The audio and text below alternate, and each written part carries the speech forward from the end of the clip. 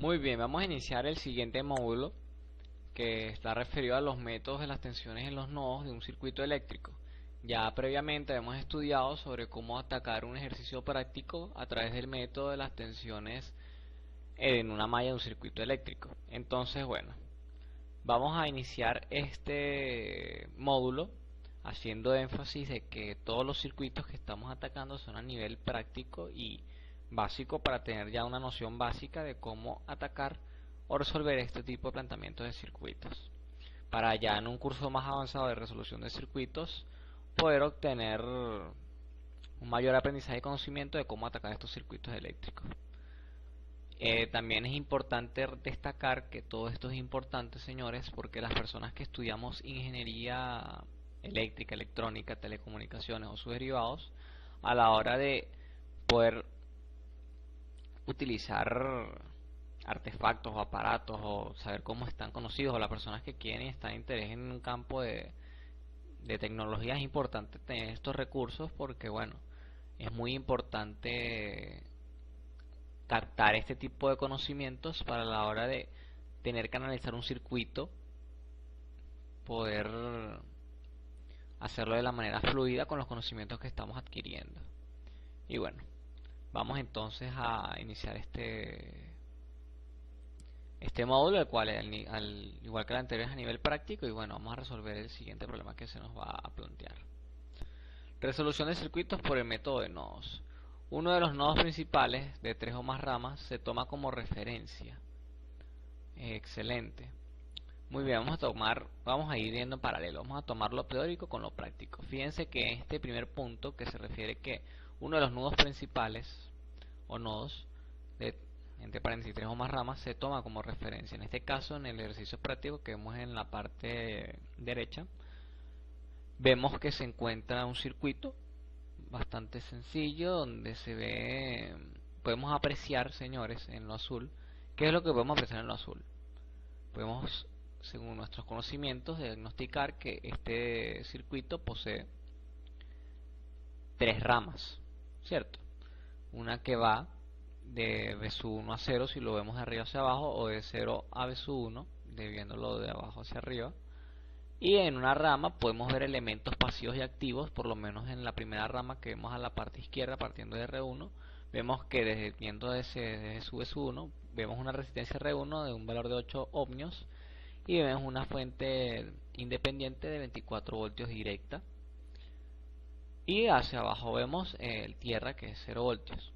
Fíjense, señores, que en este ejercicio sí destacamos la tierra, sí es importante su distinción.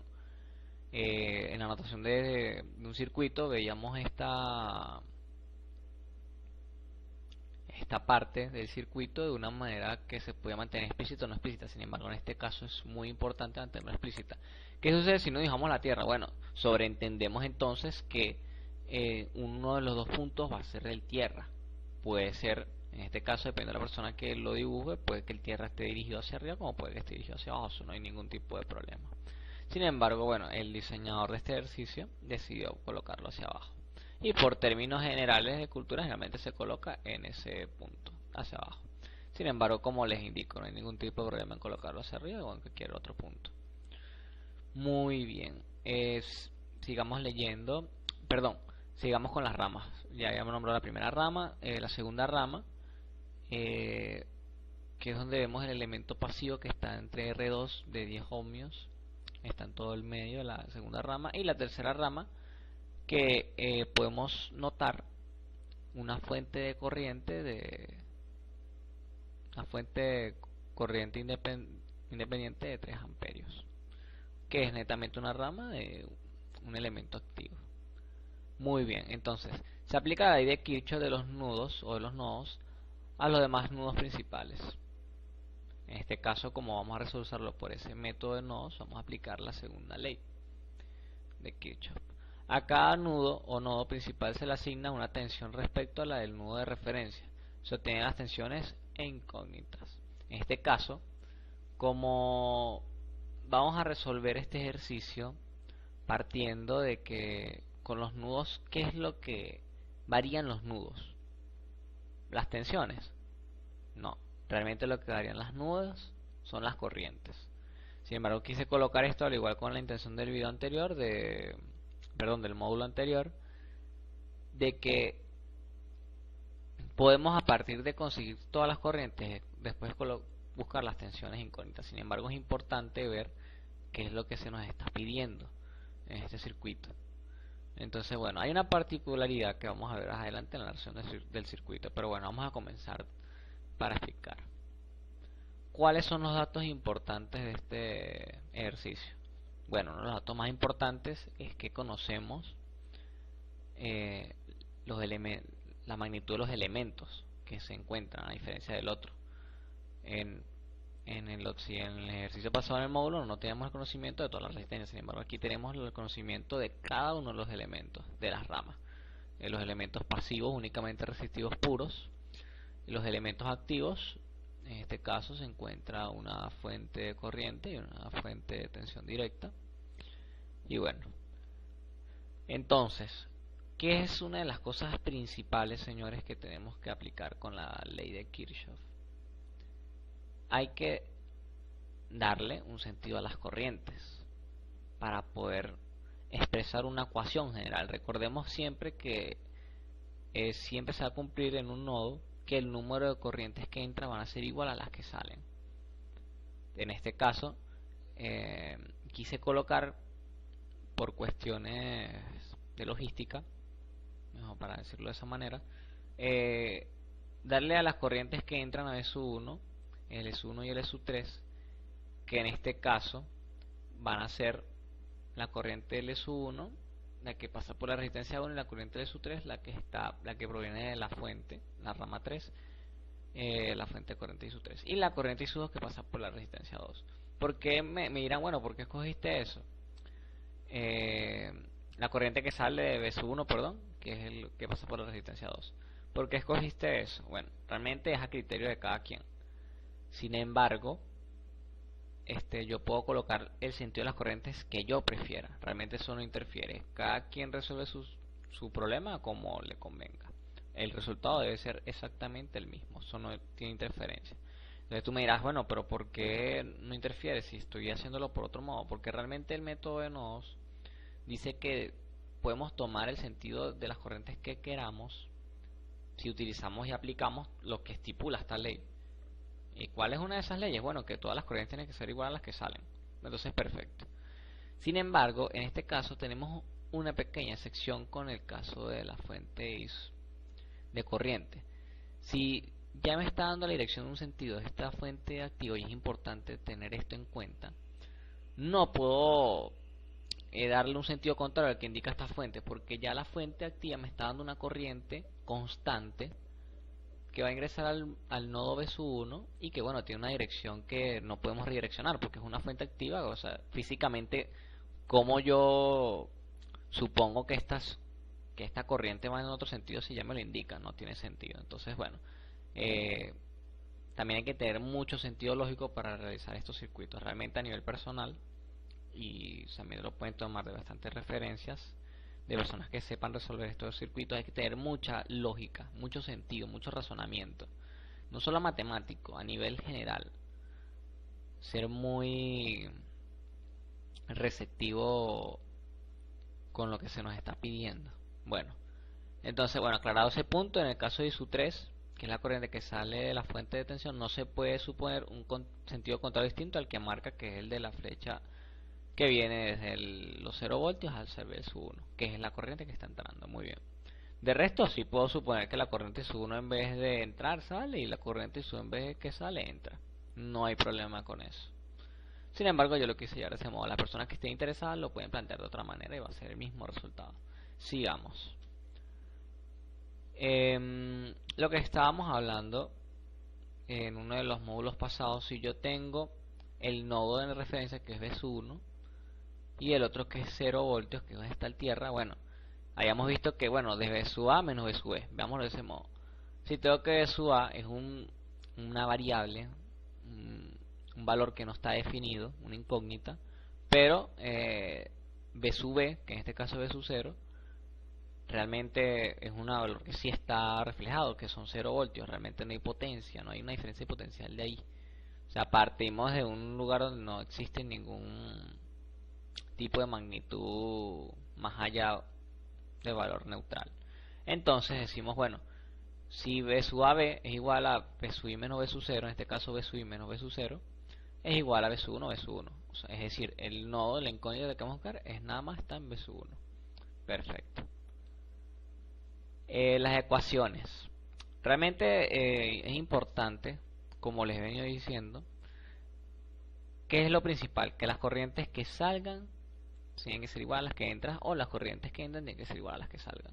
En este caso, las corrientes que están entrando, ¿cuáles son? A B sub 1 y sub I1, que es la que pasa por por R1, y la corriente I sub 3, que es la que entra I sub 3. Otra cosa que no les expliqué, y disculpen si no lo hice, porque también decidí colocar I sub I1 que entra al nodo B sub 1. Es importante que también sepan esto. Lo hice en conveniencia de que fíjense dónde está el positivo de la fuente de tensión de 24 voltios. Se dan cuenta de que el positivo está en la parte de arriba y que sale de tan correlacionada a B sub 1. Y no habíamos dicho anteriormente que, bueno, si mi diferencia potencial va de menos a más hacia arriba, es decir, la corriente va a surgir de esa manera hacia arriba, hacia B sub 1, pasando por los 8 ohmios y llegando al nodo B sub 1. Es por eso que también se considera que esta corriente entra hacia el nodo. Y bueno, esa es otra sección. Sin embargo, también no hay mucho problema con eso. También se puede tomar de manera distinta porque no es una fuente de corriente como tal. O sea, de manera explícita no es una fuente de corriente. Sin embargo, ya les voy a hacer un comentario al terminar este ejercicio para que lo tomen en consideración. Y bueno, la otra ecuación, B sub I1 es igual a R2 por I sub T, y total. ¿Dónde está B sub I1? Está en la caída de tensión de R1 y va a ser igual a la multiplicación de R2 por la corriente total. Realmente la caída de tensión de B sub I1, que es el nodo, esta es una ecuación que se cumple porque la caída de tensión que existe en R1 y R2 es la misma. Por eso que digo, de R1 y R2, como están en paralelo, tiende a ser la misma caída de tensión. Y entre terminales, ¿qué podemos apreciar? Bueno, con respecto a esa caída de tensión, entre esos dos terminales hay una misma caída de tensión entre R1 y R2, y bueno, eso va a ser igual al voltaje que va a haber en B1 por. Entonces, ¿cómo puedo sacar eso? Bueno, como mi resistencia R2 está sola, y para no hacer el camino cerrado tomando en consideración más elementos, se considera donde haya menos elementos pasivos para no ser tan grande la ecuación. Eso es a consideración de un criterio personal. Entonces, bueno, R2 por I sub T. Ahora, ¿cómo conocemos a I sub T? En este caso, podemos aplicar la ley de Ohm haciendo un camino cerrado. En este caso, si partimos desde el punto 0 y sub I1, decimos que I sub I1 es igual a 24 voltios entre 8 ohmios. Eso viéndolo desde el punto de vista fácil de la ley de Ohm. Si partimos de 0 a B sub 1, tenemos un total de 3 amperios, que son correspondientes por similitud a la fuente de corriente. Entonces, si I sub 3 es igual a 3 amperios, de igual manera, I sub I2 va a ser igual a B sub 1 entre 10 ohmios, que es lo que hemos estado planteando. Entonces, los resultados, ¿cuáles son? Si mi ley estipula que mis corrientes deben ser iguales a las que salen, entonces la suma de I sub I1 y I sub I3 va a ser igual a I sub I2. Si tengo 3 amperios más 3 amperios van a ser igual a 6 amperios. Es decir, que I sub I2 va a ser igual a 6 amperios. ¿Se entiende? Entonces, ¿qué puede generar aquí un poco de dudas? Si una vez yo les comenté, Bueno, Jesús, si tengo una fuente activa que me está generando 3 amperios, ¿por qué tengo 6 amperios a la salida por un terminal? Entonces, eso si los vemos desde ese punto de vista. Sin embargo, lo que no se estaría considerando es que también tengo una fuente de tensión que me genera una corriente por esa resistencia. O sea, es decir, tengo dos elementos activos que, dependiendo de su configuración, puede que se sumen o que se contrarresten. En este caso se mantienen en positivo. Y bueno, por eso es que se genera más de lo que se genera por la fuente activa de 3. Eso es algo que también es importante aclarar. V sub I1. V sub 1, entonces, ¿cuál va a ser el resultado? Bueno, si tengo una corriente que pasa por 6 amperios, de 6 amperios por 10 ohmios, ¿cuánto va a ser el voltaje en esa resistencia? Y va a ser un total de 60 voltios. Algunos de ustedes dirán, oye, pero hay una caída de tensión de 60 voltios y hay una fuente de tensión de 24, ¿cómo me puede dar una caída? Bueno, por la respuesta que les acabo de dar. Obviamente, si tengo una fuente de corriente de 3 amperios, eso también me va a crear mayor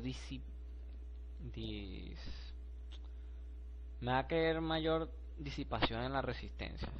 Es decir, no solamente estamos considerando los 24 voltios de entrada, sino una corriente que va a producir una disipación o una energía dentro de esa resistencia, y por eso se generan los 60 voltios. Y ahí se encuentra la lógica del ejercicio. Entonces, bueno, ya tenemos el valor de V sub 1 y ya podemos concluir con este ejercicio. Sin embargo, algo que les quiero mencionar correspondiente a los módulos anteriores, antes de terminar. Si ustedes pueden notar, en cada rama o en el circuito se puede aplicar una de las cosas, unos artificios que estuvimos hablando en uno de los módulos pasados. Ustedes pensarán, bueno, ¿como cuál eso podría ser? Si pueden apreciar entre rama y rama, por lo menos en la rama 1, que pueden apreciar. Entonces, oye, veo una resistencia en serie con una fuente de tensión directa. ¿Se acuerdan de la transformación de fuente de voltaje a una fuente de corriente? Bueno, ¿qué podemos hacer en ese caso? Podemos transformar eso. Obviamente lo podemos hacer para que sea un circuito más claro. O también podemos hacer que, bueno, también veo una fuente de corriente en paralelo con una resistencia R2. ¿Qué puedo hacer? Puedo transformar esa fuente de corriente en una fuente de voltaje en serie con esa resistencia R2. ¿Y qué tendría con eso? ¿Qué me dirías? Bueno, ¿qué puedo lograr yo con eso? Si igual lo puedo resolver de este modo, es válido. Si lo puedes ver de manera sencilla a través de este modo, excelente. Llegaste a la resolución y resolviste el ejercicio de manera perfecta, excelente. Para las personas que están ingresando en este nuevo mundo, quizás se le da un poco de dificultad o no tengan la suficiente habilidad de poder realizarlo de este método. Como les digo, hay muchos métodos de resolución de circuitos, sin embargo esos son los más básicos. Entonces, si hacemos transformaciones, ¿qué nos quedaría si realizamos la transformación de fuente, que es la más sencilla? Vamos a nombrar la más sencilla para no hacer tan larga este módulo. Si nos vamos por la parte sencilla, que es el serie, viéndolo desde un punto de vista práctico y personal, únicamente tendríamos que transformar con nuestra corriente de tensión y nuestra resistencia paralela de 10 ohmios, lo transformamos tomando el valor de I sub S, que en este caso I es de 3 amperios, y lo multiplicaríamos por la resistencia. ¿Y eso qué nos haría? Nos daría un valor de voltaje. En este caso, 3 amperios por 10 ohmios nos daría un total de 30 voltios. Tendríamos una resistencia directa de 30 voltios y una resistencia en serie de 10 ohmios. Y tendríamos una sola malla. Eso es otro punto muy importante. Si resolvemos esto, independientemente de transformación de fuente de corriente a fuente de voltaje o de voltaje a de corriente, tendríamos una sola malla en vez de dos mallas como lo tenemos ahorita. Y bueno, eso nos facilitaría la resolución del ejercicio. o la visualización de este. Esto sé que lo estoy dando un poco a nivel imaginario porque realmente este curso es para hablar sobre lo básico, pero bueno, es importante también recalcar esto para las personas que están muy interesadas en el tema. Muy bien, entonces al resolver esto no queda una sola malla y es más sencillo y de manera visual más práctico de resolver el ejercicio. Y al hacer eso obviamente nos quedaría una sola resistencia ya que ambas estarían en serie. Y bueno, las sumamos y nada, tenemos dos fuentes de voltaje que dependiendo de sus signos se sumarán o se restarán y ya tenemos como tal un solo circuito que podríamos resolver por ley de Ohm. O haciendo lo contrario, podemos transformar nuestra resistencia en serie con nuestra fuente de voltaje directa en una fuente de corriente con una resistencia en paralelo y tendríamos dos resistencias en paralelo.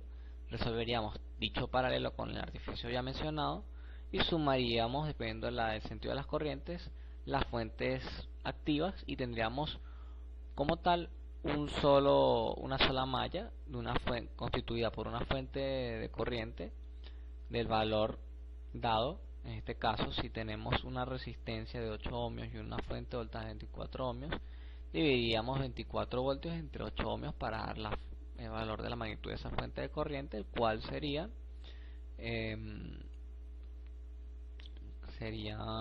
4 amperios. Y un valor de 8 ohmios. Es decir, si lográramos realizar esto, tendríamos lo que ya les he venido mencionando anteriormente. Con relación a la visualización del circuito, sería de manera más práctica.